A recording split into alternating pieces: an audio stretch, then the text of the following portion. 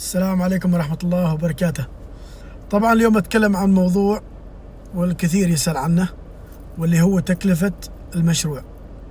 في كثير من الأشخاص يسألوا عن تكلفة المشروع، كم بيكلفني بيتي، كم بتكلفني مساحة كذا ولا كذا. شوف، بالنسبة للتكلفة أول شيء تعتمد على المالك.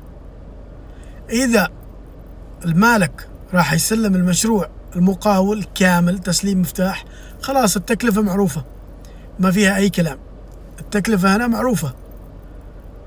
قل روح للمقاول وقل له بكم بتسوي لي بيتي، لأنه يسلمك مفتاح.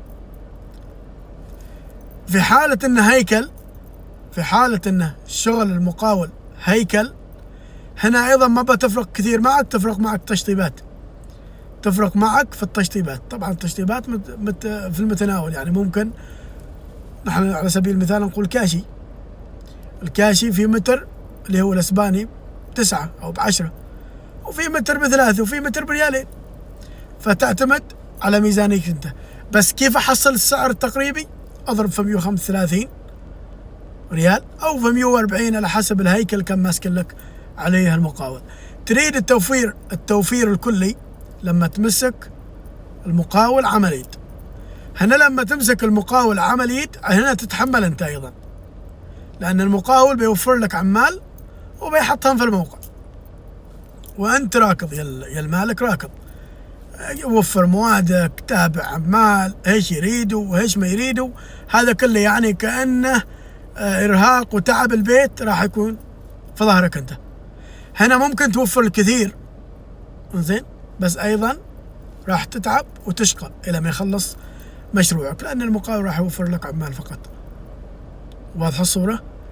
أما في المتناول، يعني أنا معي مساحة وأريد أعرف تكلفتها تقريبا، أضرب في 135، هذا المتوسط. هذا ليس تشطيبات راقية، يعني في المتناول مثل السيراميك ب3 ريال، يعني كأنك تمسك بيت حكومي. واضحة الصورة؟ كم مساحتك 400، اضربها في 135. كان مساحة هنا بتعرف أن تكلفة البيت كذا، من 130 إلى 135 تكلفة البيت بتكون معك. مثل ما خبرتك، توفى للمقاول، تعطي مقاول تسليم مفتاح، خلاص ترى القيمة معك من المقاول.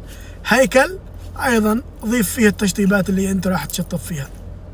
عملية ممكن توفر، بس مثل ما خبرتكم بالنسبة راح تشقى يعني في البيت. هذا بارك الله فيكم. بتريد تحسب التكلفة التقريبية بدون أي شيء، شوف المساحة ضربها في 130 أو في 135. إذا بغيت تشطيبات راقية بتشطب راقي، تطلع فوق 160 170، توصل ل 180، توصل ل 200. تعتمد على التشطيبات اللي راح تشطبها أنت البيت. هذا بارك الله فيكم.